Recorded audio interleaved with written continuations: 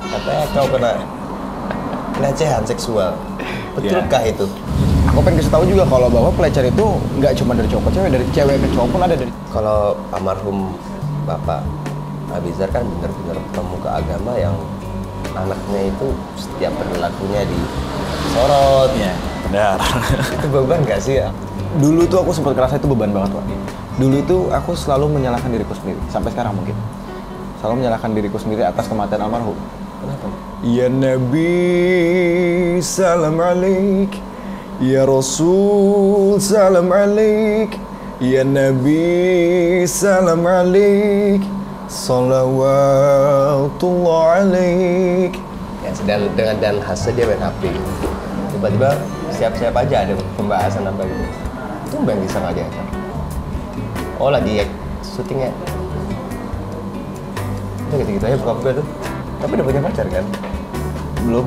Tipe idaman kayak gimana? I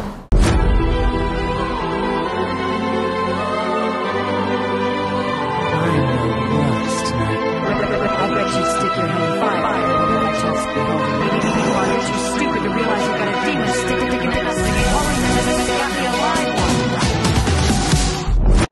Assalamualaikum warahmatullahi wabarakatuh.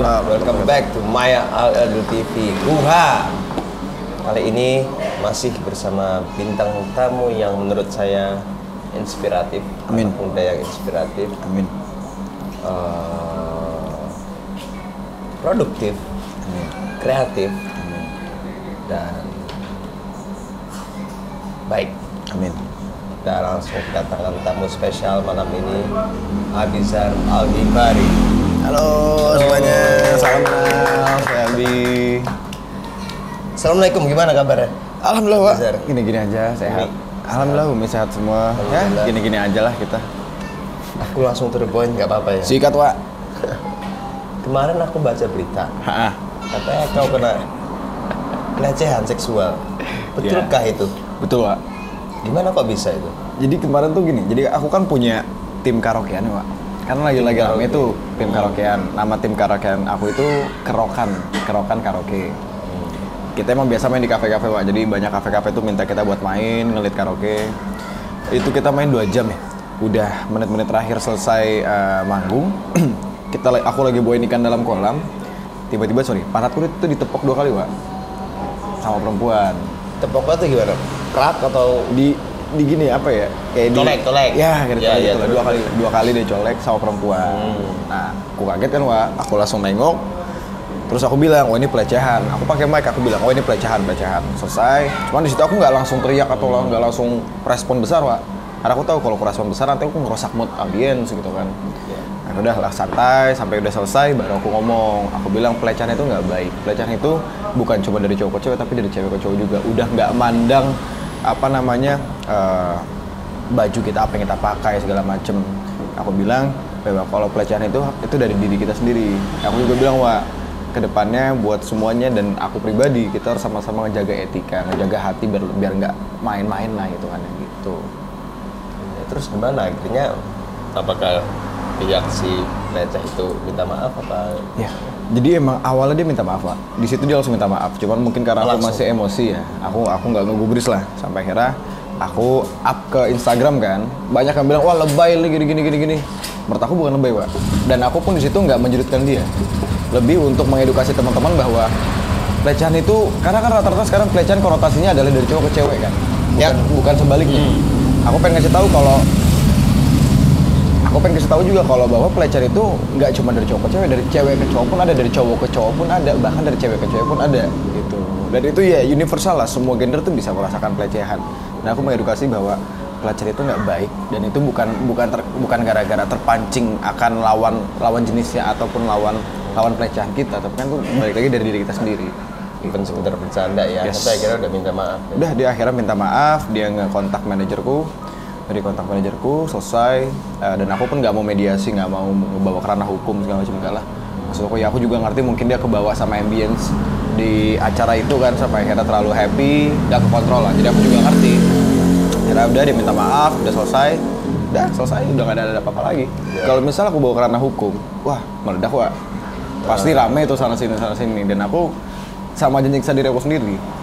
wah nggak bebas. Nanti dikit-dikit ada media, dikit-dikit ada infotainment datang buat nanyain segala macem. Nggak mau aku. Lebih baik diselesain aja. Kurang suka sama hal-hal Infotainment sebenarnya gimana ya? Lebih karena apa ya? Iya. Karena ya meskipun aku juga tahu ya, misalnya kita hidup di dunia entertainment ya emang apa-apa pasti disorot gitu loh. Dan kadang kan kita pasti risih ya, Wak. Ya, kayak aduh malas juga nih tiap hari apa-apa dibawa, apa-apa di blow up lah. Aku juga capek, makanya aku ngeputusin untuk nggak usah dimediasi. Acting apa nyanyi Abizar? Nggak bisa milih aku, jujur. Oh, suruh salah satu deh. Karena gini, di saat aku pun baru menyadari ini, merasakan ini adalah setelah aku main film Balada Si Roy kan. Di situ aku baru tahu baru mengenal acting, bahwa kalau ternyata tuh acting itu kita bisa merasakan kehidupan orang lain, kita bisa merasakan apa yang orang lain rasain, dan kita mencoba untuk terlibat dalam situasi itu dan cukup untuk merasakan rasa-rasa emosionalnya, rasa-rasa stresnya, traumanya, happy-nya gitu. Kita ngerasain dari karakter orang lain yang mungkin nggak kita rasain di karakter sendiri. Iya. Nah, itu di bagian acting. Kalau di musik, aku ngerasanya, ini adalah dari diriku yang aku curahkan ke orang-orang. Mungkin juga bisa dengan, ya misalnya kayak kau baca buku, teruskan dari lagu. Cuman kalau aku pribadi itu susah untuk mencoba untuk mengambil kisah orang lain dan dimasukkan dalam lagu. Jadi kayak kadang susah. Jadi menurutku di acting, aku bisa mencoba untuk merasakan orang lain dan belajar untuk lebih bersyukur. Itu yang aku rasain. Saat aku acting, aku mengenal karakter banyak itu membuat aku lebih bersyukur. Oh alhamdulillah ya, ternyata di hidupku yang asli tuh nggak ngerasain si karakter ini, ngerasain cerita si karakter ini. Tapi kalau misalnya di musik, itu adalah untuk menyuarakan ekspresiku. Ya emang musik tidak nggak terpisahkan sih. Iya bener. Gue pernah tuh Abizar nyoba main film sekali, alhamdulillah nangis gue. Oh iya? Hari keempat. Karena? Gara-gara skripnya tuh kan ada 4 skrip, ceritanya gue mati satu agak berantem. Berantem terus kalau gue kan bukan aktor ya, maksudnya bekerja di bidang musik kan. Kalau gue masih textbook gitu, aku masih textbook gitu kan. Ya mungkin kalau Abizar di acting ibarat dapat lagu langsung tahu tuh chordnya tuh, langsung baca. Enggak lawak, masih sama aku, Wak. Nah, lu jago ah. Enggak, Wak. Masih sama aku. Akhirnya pas habis ngafalin itu 10 kali itu, ya mungkin karena terlalu ambisius juga ya. Tiba-tiba skripnya diganti. Mas dulu maaf, skripnya diganti. Nangis gua hari keempat. Di set digantinya? Di set. Oke. Baru mau take, diganti, nangis gua. Mau kabur nggak bisa. Udah kontrak. Takut kena hukum. Iya. Nah, tapi terus gimana akhirnya? Akhirnya ya itu. Jadi gini nih, dulu aku tuh setiap datang ke teater itu aku selalu datang dengan gaya setenggel-tenggelnya. Kok teater si premier? Dengan gaya setenggel-tenggelnya. Oke. Chin up lah ya, dengan segala ya anak muda ya. Tapi semenjak aku main film itu aku merasakan bahwa wah, film ini jauh lebih hebat, jauh lebih disiplin ya, dan dunianya jauh lebih keras daripada dunia musik. Tapi lu setuju nggak dengan kalimat itu? Belum setuju karena aku belum ngerasain itu. Belum ngerasain di musik itu gimana? Atau mungkin gua nggak passion kali ya. Iya. Nah, ngomong-ngomong soal entertain ini, Abizar, lu kan anak dari seorang almarhum Ustadz Jeffrey Al-Bukhari ya. Ya. Beban gak sih Abizar? Kalau aku pribadi kan paling bebanku cuma kalau lagu nggak bagus dikritik gitu. Masalah soal karya doang gitu loh Abizar. Kalau sebelumnya turut berduka cita ya. Thank you, Pak. Ya. Kalau almarhum Bapak Abizar kan benar-benar pemuka agama yang dimana yang anaknya itu setiap perilakunya disorot, bahkan mungkin gaya hidup sorot, mungkin juga kehidupan adegan acting disorot. Benar. Itu beban nggak sih? Aku tuh kepo aja gitu loh. Dulu tuh aku sempat kerasa itu beban banget, Pak. Beban banget. Dulu. Hitungannya nggak bisa bebas lah, karena apa-apa itu harus ke dalam satu garis yang sama. Maksudnya? Ya bokap kan penceramah gitu loh, pendakwah hitungannya kan. di saat aku melenceng dari garis yang udah ditentukan, orang bakal mengkritik itu dan menghujat itu. Tapi sampai akhirnya sekarang aku merasa bahwa oh enggak, ini bukan sebuah beban bagi aku. Ini adalah sebuah berkah. Karena dengan ini aku bisa masuk ke sana sini dengan mudahnya gitu loh. Mungkin dengan kebaikan almarhum yang pernah almarhum kasih ke orang-orang, kebaikan itu pun balik ke aku. Dulu 3 tahun lalu sebelum pandemi itu aku merasa beban banget, Pak. Aku merasa wah enggak, aku harus keluar dari sini. Gimana caranya biar orang tuh ngeliat aku tuh sebagai Abizar gitu. Sebagai orang yang emang nge-create dirinya sendiri dengan cara hidupnya yang baru gitu. Keluar dari zona itu ya. Sampai akhirnya oh enggak sih, ini nggak bisa juga ternyata. Mau sampai kapanpun aku mencoba nggak bakal pernah bisa. Ya mungkin kau juga pernah ngerasain apa? Nggak bakal pernah bisa. Aku ngerasain, tapi kan itu tadi aku cuma sebatas di musik gitu. Ketika ada bilang lagunya nggak enak gitu. Kalau Abizar kan bapaknya almarhum benar-benar ustadz gitu loh. Iya. Tapi konteksnya sama, Pak. Konteksnya sama. Maksudnya dikritik dengan sesuatu yang tidak sesuai ekspektasi mereka. Itu kan sama kita. Ya mungkin bedanya di dalam ranah tertentu gitu loh. Jadi sempat ngerasain beban banget. Bebannya gimana tuh kalau boleh tahu? Apa? Bebannya gimana kalau boleh tahu? Gini, karena orang-orang di luar sana yang emang kagum dengan almarhum. Ini dulu kan ya? Dulu ya. Yang kagum dengan almarhum bokap itu kan punya ekspektasi bahwa anak-anaknya seperti bokap. Anak-anaknya dididik untuk mempunyai masa depan yang menjadi pendakwah gitu. Sedangkan ranahku belum ke situ, Wak. Karena aku pun tahu ini tuh berat, Wak. Berat banget, jauh lebih berat daripada kita main musik, daripada kita main film. Ini wah beratnya bukan main, dunia akhirat ini beratnya nih masalahnya. Yeah. Karena sesuatu yang aku sampaikan nanti ke depannya di saat aku di ranah itu, aku harus bisa mencontohkan itu di kehidupanku. Yang mana aku pun nggak bisa pegang janji kalau aku bisa menjadi seperti itu. Dan makanya aku kayaknya nggak deh. Untuk nyampe ranah situ kayaknya belum waktunya gitu. Aku tunggu nanti mungkin Tuhan manggil aku ke arah sana, kita nggak ada yang tahu kan. Cuman yang pasti sampai saat ini aku tetap menyelipkan daerah-daerah itu dengan caraku sendiri. Menyelipkan daerah-daerah apa itu maksudnya? Dakwahnya itu, kebaikan itu lah, tetap dengan cara sendiri. Ya. Karena kalau untuk mengikuti jalan bokap belum sanggup aku. Sama, saya juga belum sanggup. Yes. Jauh gitu, masih jauh. Abizar, ini maaf ya kalau agak Sikat. sensitif ya. Itu umur berapa waktu almarhum Bapak yang terhormat? Almarhum tuh meninggal 2013, umur 12 tahun, Pak. Ingat 12 tahun? Wah, ingat berapa?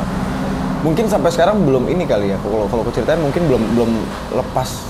Jadi gini, dulu itu aku selalu menyalahkan diriku sendiri. Sampai sekarang mungkin selalu menyalahkan diriku sendiri atas kematian almarhum. Kenapa?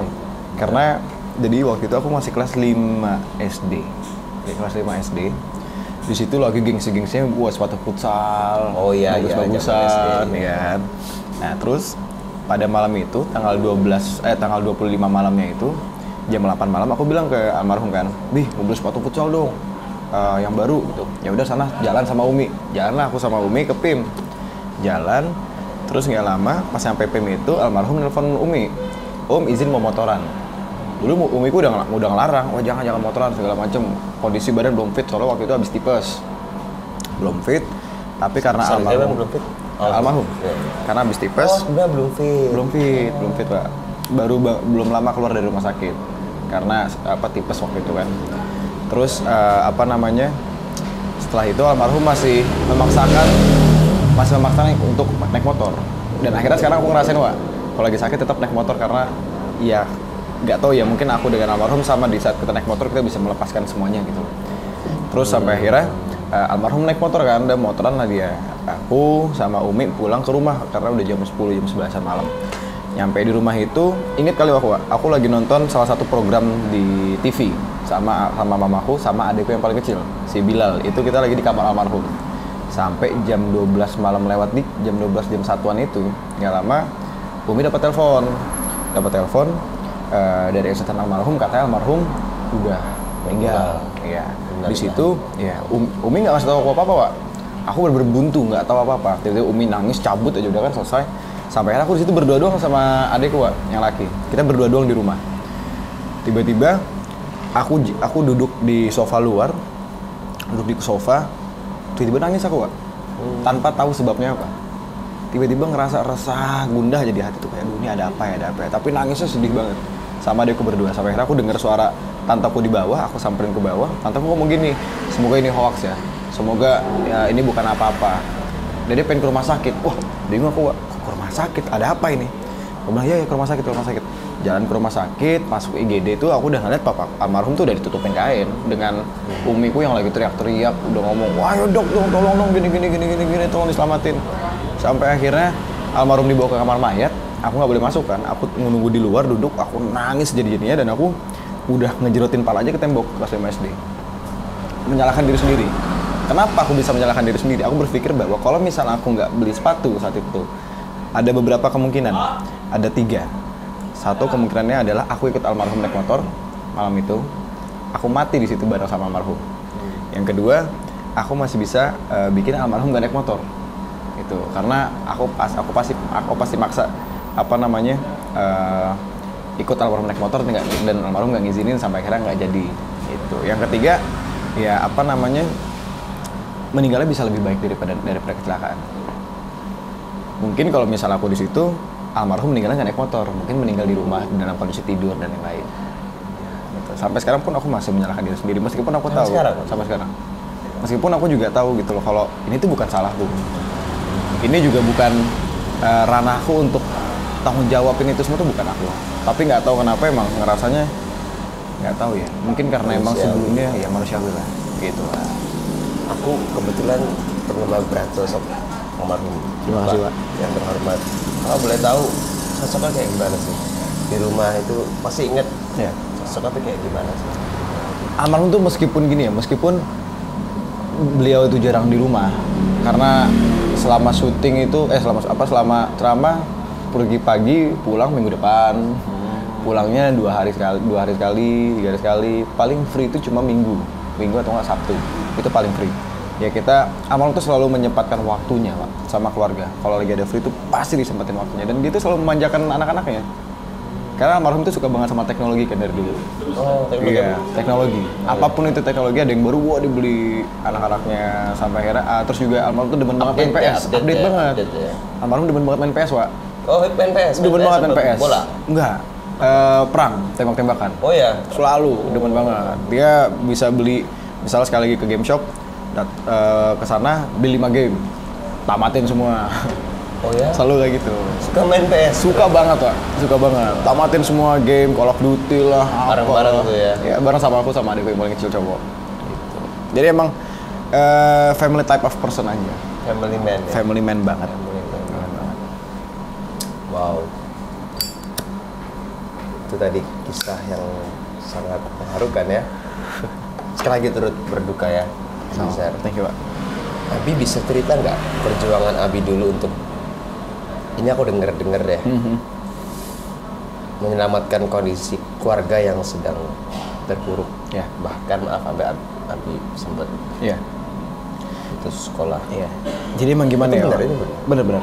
Jadi karena Putus sekolah ya? Karena emang gimana ya? Aku ngerasa bahwa aku anak laki-laki paling besar di rumah gitu. Ngelihat Umi yang cuma berjuang sendiri, nggak mungkin nggak ada rasa manusiawi yang ingin ngebantu gitu. Mau itu laki-laki, mau itu perempuan, mau anak pertama, mau anak terakhir, itu pasti ada rasa ingin ngebantu. Dan di situ karena emang dari nggak lama habis almarhum meninggal itu ada salah satu PH film yang emang pengen bikin film, pengen ngeceritain ceritanya, pengen bikin sinetron buat dengan cerita almarhum. Aku masuk ke situ kan, Pak. Sampai akhirnya di SMA ini kelas 2 karena di situ kondisinya nggak lama, jadi rumah kebakaran kan 2014 Pak. Nggak lama habis almarhum meninggal itu kakek meninggal, nggak lama kakek meninggal rumah kebakaran. Berduka. Iya, jadi 2 tahun ini berturut-turut dan dalam waktu yang dekat. Ya kalau digabungin setahun hitungannya. Dan itu kondisi keuangan hancur Pak. Wah nggak megang duit sama sekali. Apalagi pas rumah kebakaran. Pas rumah kebakaran besok aja kita mau tidur di mana tuh bingung Pak. Bingung karena kita rumah udah nggak ada.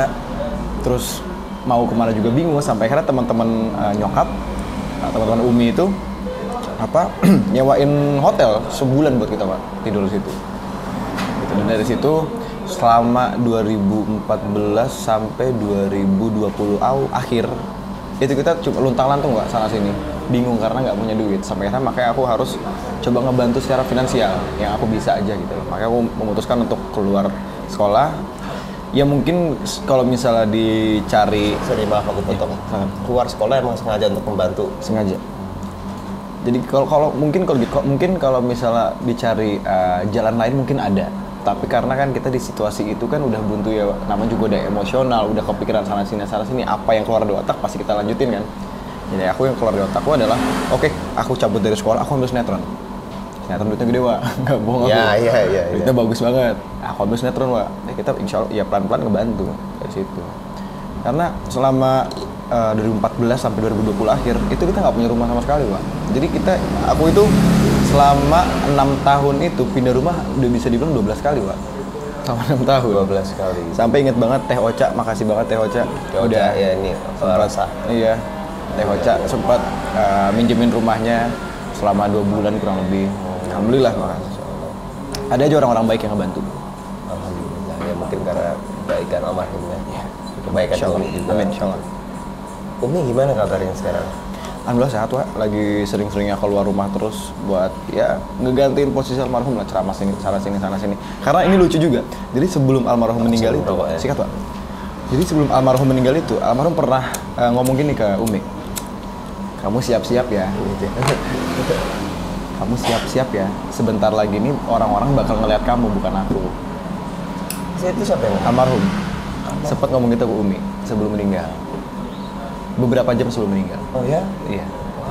Sempat ngomong gitu. Jadi paginya itu mereka berdua lagi mesra-mesraan lah, Pak. Iya, Temen-temenan almarhum minta disuapin kalau lagi makan.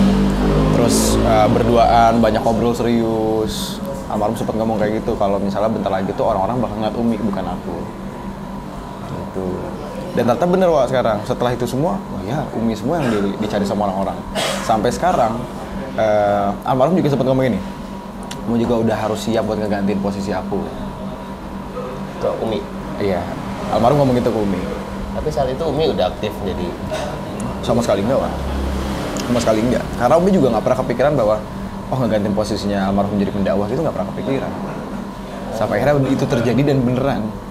Sampai sekarang akhirnya jadi Umi jadi akhirnya juga pendakwah kan sana sini. Gitu. Masya Allah.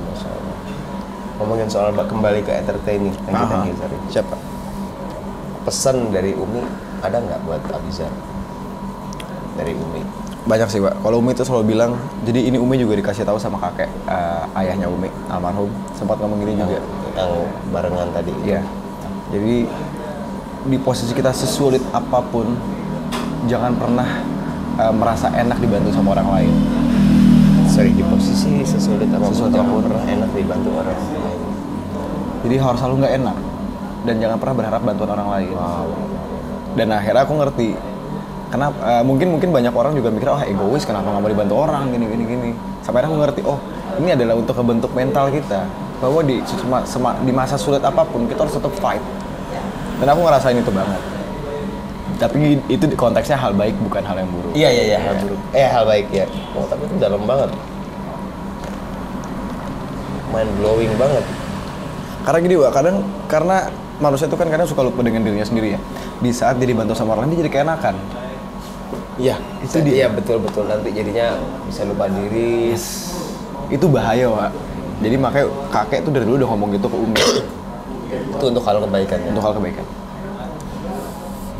Gimana sih sosok Umi di mata Abizar itu? Umi juga sama kayak Abi, family type person juga. Yang bener-bener ada waktu lagi sama keluarga, pasti sama keluarga. Apapun bakal dilakuin gitu. Mungkin kita berdua jarang cerita satu sama lain gitu. Cuman kita sama-sama ngerti bahwa ada kondisi yang kita sama-sama membutuhkan gitu. Jadi ya tiba-tiba kita berdua, aku sama Umi lagi di kamar, aku ngajak adik-adik semua sama kakak ngobrol bareng. Tetap kita cari momen di mana kita bisa tukar kepala bareng-bareng. Tetap kita cari. Umi juga adalah orang yang kuat kali, Wak. Gak sanggup aku nanggung beban Umi itu, yakin aku. Kuat kali, Wak. Gak lama suaminya meninggal, gak lama ayahnya meninggal, terus gak lama rumahnya kebakaran dan masih harus bertanggung jawab untuk menghidupi keluarganya, anak-anaknya selama itu gitu loh. Itu gak sanggup aku, Wak. Jujur aku gak sanggup. Dan aku pun sampai sekarang masih bingung juga gimana cara aku bisa berbalas budi. Meskipun apapun yang aku lakukan ke depannya pasti belum cukup. Ya, Meskipun setuju, dalam setuju, versi setuju. orang tua itu udah cukup. Satu kata untuk Umi. Kalimat juga boleh. Satu kata aku kasih, Wak. Wanita. Wanita. Karena wanita tuh spesial, Wak. Spesial, Wak. Tinggi sekali derajatnya, Wak. Secara Rasul aja pernah bilang, ibumu baru bapakmu. Secara 3 kali disebutin, sespesial apa wanita itu, Pak? Spesial kali. Jadi segala kata-kata kebaikan itu ada dalam kata perempuan. Ya zaman sekarang banyak yang ini ya, tentang laki imam terus melupakan wanita gitu ya. No offense. Tapi ya emang benar, aku setuju banget bahwa wanita itu harus dimuliakan dengan sebaik-baiknya. Benar. Kalau nasihat dari almarhum ada nggak yang masih diingat? Tapi masih kecil waktu itu ya. Iya. Kalau almarhum selalu ngomong gini, Wak. Iya sebenarnya tadi aku udah ngomong. Jadi almarhum ngomong gini. Selalu harus jadi orang yang rendah, sampai tidak ada orang yang bisa ngerendahin kamu. Dalam artian apa? Mau orang ngejelek-jelekin kamu, mau orang ngejelek-jelekin keluarga kamu, mau orang ngepukulin kamu, mau orang menghina kamu sehina-hinanya, ya udahin aja, terima. Tapi self improvementnya tetap. Self improvement. Dan tetap almarhum juga selalu bilang jaga hati, karena semua yang ada dalam diri kita, semua pergerakan, semua ucapan dan semua pikiran yang ada dalam diri kita itu datangnya dari hati. Di saat hati kita baik, kita bisa menjaga hati kita, insya Allah semuanya baik. Almarhum selalu bilang itu. Jadi itu yang aku terapin sampai sekarang. Kalaupun apapun ada, aku pun doa. Di saat aku doa, terus saya doa, aku cium tanganku, aku taruh di hati aku. Ya ini versiku ya, mungkin biar ngerasa dirinya, biar hatinya baik. Jadi ya saluran dari tangan lah. Ya nggak tahu juga, cuman itu kan dari mindset ya. Segala mindset pasti bisa nyatuin semua. Intinya hatinya harus selalu baik. Kita beri tepuk tangan dulu dong. Ini kisah yang inspiratif banget. Bahkan bagi saya pribadi yang lebih tua setahun, tapi ternyata banyak pemikiran-pemikiran yang muncul dari seseorang yang di bawah saya setahun gitu. Wow, ini mind blowing banget. Ya. Makanya aku tuh selalu, meskipun aku ngelihat teman-temanku yang di bawah, aku nggak pernah ngejudge dia dari umur, karena aku tahu pasti pengalaman dia beda dan pola pemikiran beda. Pola pikiran mereka pasti apa yang mereka sampaikan ke aku pasti bisa jadi pelajaran buat aku. Bahkan adekku sendiri. Aku suka satu kalimat kalau nggak salah Sayyidina Ali itu, ambillah hikmah walaupun itu dari mulut seekor keledai. Ya. Nggak salah itu. Benar. Ya sudahlah, kayaknya kita udah cukup ya. Aduh, haru-harunya aku jadi mau ngerokok aja jadi nggak ada. Karena saking apa agungnya gitu ceritanya gitu. Saya lucu-lucu aja deh. Terakhir deh, habisan. Waduh ini aku makasih banyak atas aku juga terima kasih, Pak. Terpancar sekali apa kebaikan bapakmu, almarhum dalam dirimu. Amin. Semoga mendapatkan ganjaran baik berlipat ganda. Semoga bapak di tempat yang spesial, mulia, husnul khotimah. Amin. Salam juga buat Umi ya. Siap, salam kagum, salam hormat. Oke deh, terakhir deh. Ini agak lucu tapi agak ini juga ini. tanpa maksud menyinggung ya. Kemarin viral tuh. Dulu kalau nggak salah nyanyi terus mirip banget almarhum. Soalnya banyak yang bilang mirip banget. Emang mirip sih, semua asli kan. mirip banget. Jangan-jangan kita ini ada kesamaan. Ada kesamaan. Bilang kalau aku banyak yang bilang mirip ayah gitu. Padahal enggak.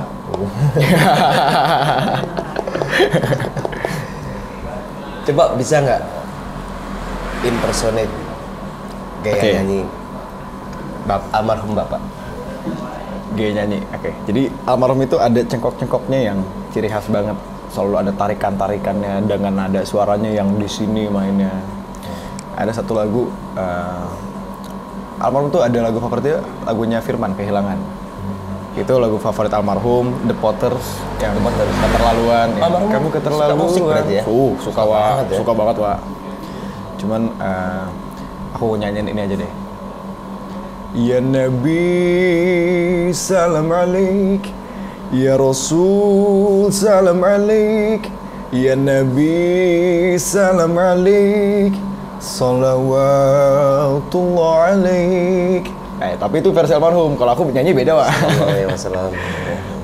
Almarhum juga kalau misalnya ceramah, nadanya juga pasti apa ya, cekok-cekok itu ciri khas. Dan aku mencoba untuk dari beberapa tahun lalu, aku mencoba untuk coba menyamakan kapasitas itu, dan alhamdulillah bisa sekarang.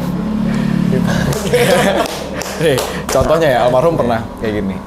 Dulu ada ceramah pertamanya almarhum di masjid pas lagi sholat Jumat, ngomongin almarhum. Sebelum saya berada di sini, saya sempat berada di bawah, bahkan tempat paling bawah sekalipun. Itu almarhum kayak gitu, Pak. Mirip banget. Iya, ada nggak kenangan-kenangan Abi?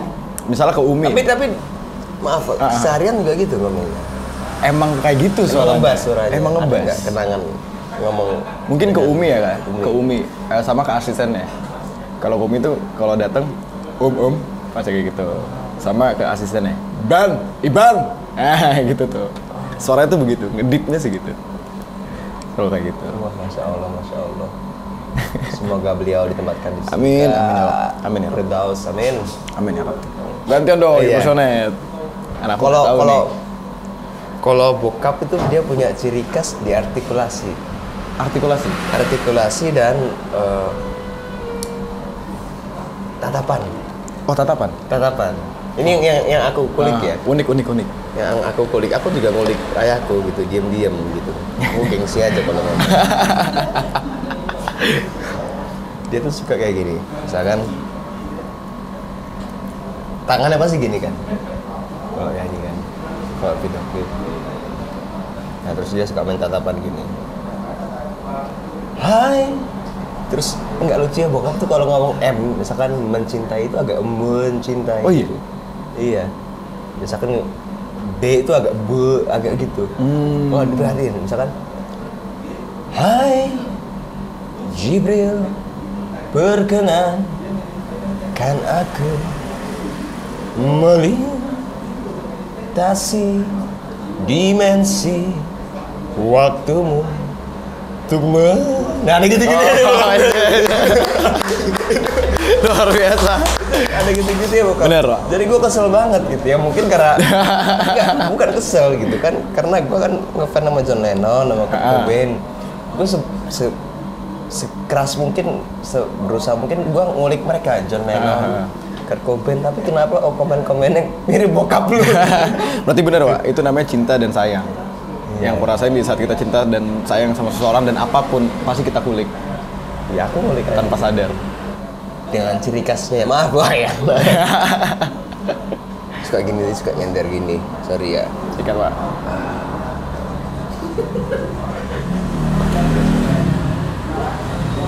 Nah terus gini ya, dengan dan khasnya dia main HP gitu.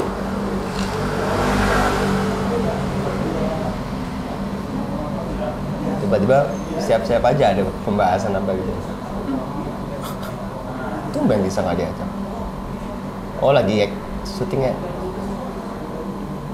Itu gitu-gitu aja buka gue tuh. Nggak tahu kenapa ini pegel mulu. Maaf loh. Nggak, tapi emang ini pegel mulu ayah tuh. Oh iya? Iya gitu, maaf loh ayah. Maaf berat ayah gitu. Nggak, tapi hikmah dari sini adalah yang aku baca, mungkin bukannya kita sombong ya, bukannya kita sombong, mungkin kita berdua adalah, dan banyak juga orang yang dilahirkan di bayang-bayang nama besar orang tua. Benar. Ya, sepengalaman kita berdua, kita sudah dengan sangat tekad yang kuat mencoba untuk melepas dari bayang-bayang orang tua. Iya. Tapi ternyata nggak bisa. Ya bakal bisa. Tidak akan bisa. Tidak akan bisa.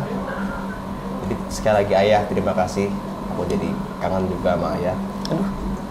Ayah terima kasih atas segalanya. Ya mungkin waktu itu gue masih muda ya mungkin ya. Waktu itu gue masih ya namanya anak muda ya, penuh ingin pembuktian. Benar. Padahal nggak perlu dibuktiin ya. Untuk kalian juga mungkin yang berada di dalam nama besar bayang-bayang orang tua ya, ini hikmah banget dari Abizar bahwa tetap kita nggak bisa lepas dari bayang-bayang orang tua. Karena kita dicebokin oleh mereka pas masih kecil. Kita bahkan numpang makan sama mereka. Kita juga nyuci piring di rumah orang tua. Jadi kita nggak usah mikirin gimana caranya lepas dari bayang-bayang orang tua. Tapi yang harus kita pikirin, mungkin yang aku tangkap dari Abizar adalah terus self improvement, terus update diri sehingga nggak usah dipikirin kita keturunan siapa, karena even kita keturunan orang tua sebesar apapun itu namanya akan percuma kalau kita nggak bermanfaat bagi orang lain. Dan semoga kita semua bisa menjadi seperti Abizar sekarang. Amin. Yang sudah dewasa, semakin terbentuk dan bisa sukses, bermanfaat bagi banyak orang, gak hanya kafe tapi juga ada pengajian, juga ada musik. Musik juga manfaatnya banyak juga. Jadi sekali lagi terima kasih. Wah, ada satu, Wak. Abizar. Ada satu aku ingat. Ada kata-kata satu kalimat dari almarhum yang bikin aku makin bersyukur dengan keadaanku sekarang dan pengen cepat-cepat ngelakuin apapun yang orang tua minta. Apa itu? Almarhum pernah ngomong gini, emangnya nggak mau ngelihat orang tua kalian nangis karena bahagia? Wah, mati aku, Wak. Dipilih aku, Wak. Dari situ aku langsung, aduh, ya deh, sekarang apapun yang nyokap minta harus segera aku lakuin karena nggak mau telat. Ya. Wah, itu deep banget, Wak.